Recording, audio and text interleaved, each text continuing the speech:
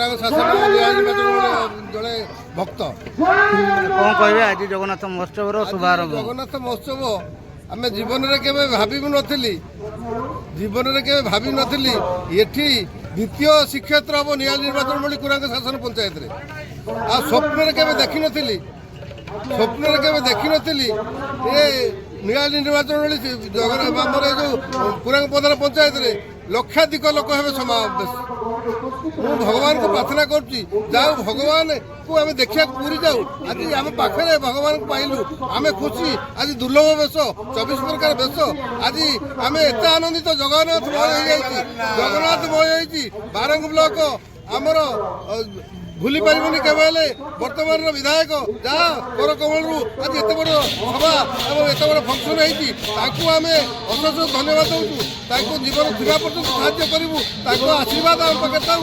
ଆମର ମଧ୍ୟ ତାଙ୍କ ପାଖରେ ଗୁଣି ହେଇକି ରହିଲୁ। ସେ ଯେ ପର୍ଯ୍ୟନ୍ତ ଥିବେ ଆମ ସେବା କରୁଥିବେ, ଏଠିକି ଆସୁଥିବେ, ଆମେ ତାଙ୍କୁ ସେବା କରୁଛୁ। ଗୋଟିଏ କଥା କହିବି ତ, 50 ବର୍ଷ ତଳେ ଯେଉଁ ଚାଳଘରେ ଗୋଟେ ଛୋଟିଆ ମୂର୍ତ୍ତି ପୂଜା ହେଉଥିଲା ଜଗନ୍ନାଥଙ୍କ ମୂର୍ତ୍ତି, 50 ବର୍ଷ ଛୋଟ ପିଲା ହେଇଥିଲି ମୁଁ ଆସୁଥିଲି, ମୋତେ 12 ବର୍ଷ ହେଇଥିଲା।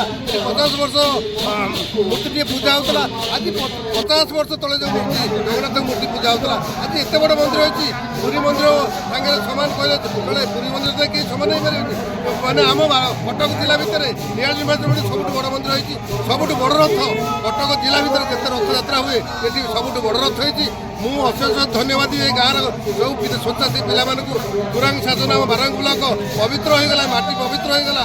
ଆଜି ସାଧୁମାନଙ୍କର ଯେଉଁ ପାଦ ପଡ଼ିଲା, ଆଜି ଯେଉଁ ଯେତେ ଭକ୍ତ ମାନଙ୍କର ହଜାର ଲକ୍ଷ ଭକ୍ତ ପାଦ ପଡ଼ିଲା, ଆମେ ଉଦ୍ଧାର ହେଇଗଲୁ। କିନ୍ତୁ ଅହଲ୍ୟା ଉଦ୍ଧାର ହେଇଥିଲେ, ରାମଚନ୍ଦ୍ରଙ୍କ ପାଦ ଧୂଳି ପଡ଼ିକି ଅହଲ୍ୟା ଉଦ୍ଧାର ହେଇଥିଲେ। ଆଜି ଆମେ ଅଞ୍ଚଳବାସୀ, ଏ ବାରଙ୍ଗ ବ୍ଲକବାସୀ, ନିଆଳିବାସୀ ଆମେ ଉଦ୍ଧାର ହେଇଗଲୁ।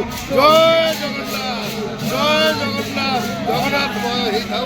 ଭଗବାନ ପାଖେ ଆମେ